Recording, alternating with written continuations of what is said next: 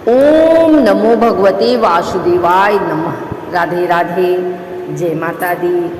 आदि सुनते हैं भगवान विष्णु और माता लक्ष्मी की एक अद्भुत और पवित्र कथा।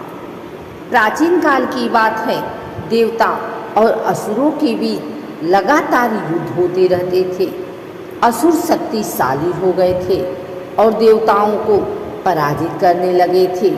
चारों ओर अधर्म का साम्राज्य बढ़ने लगा। देवता चिंतित होकर भगवान विष्णु के पास पहुँचे और विनम्रता से बोले, हे नारायण, हम आपकी शरण में आए हैं। असुरों की शक्ति बढ़ती जा रही है और धर्म संकट में है।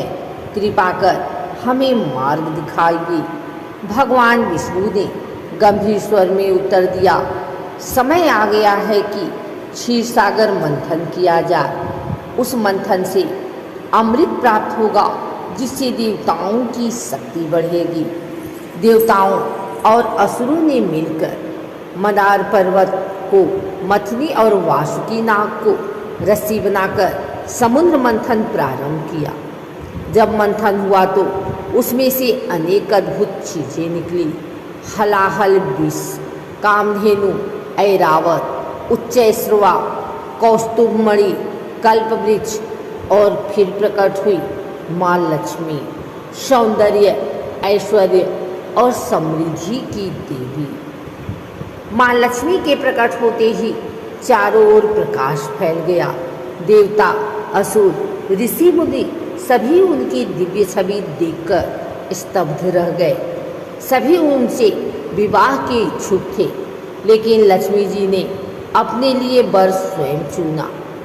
माँ लक्ष्मी ने देखा कि समस्त गुणों में श्रेष्ठ, धर्म के पालन करता, करुणा और धैर्य के प्रतीक भगवान विष्णु ही उनके योग्य हैं। उन्होंने वरमाला भगवान विष्णु को पहनाई और देवताओं की उपस्थिति में उनका विवाह संपन्न हुआ। चारों ओर मंगल ध्वनि हुई।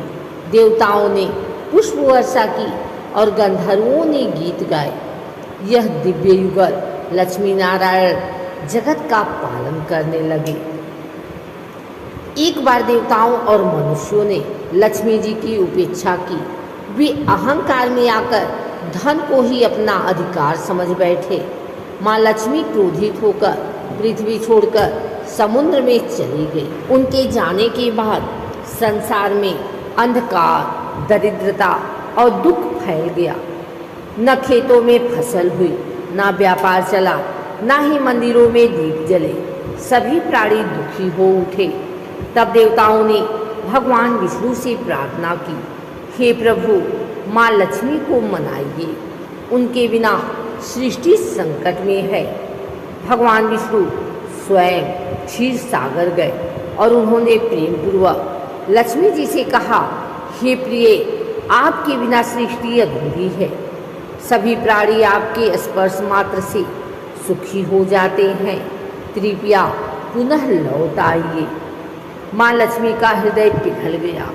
उन्होंने शर्त रखी, जब तक लोग सच्चे मन से लक्ष्मी पूजन करेंगे, स्वच्छता रखेंगे, दान पुण्य करेंगे और अहंकार नहीं करेंगे, मैं सदा उनके घर में वास करूंगी। तभी से दीपावली के दिन विशेष रूप से लक्ष्मी पूजन किया जाता है।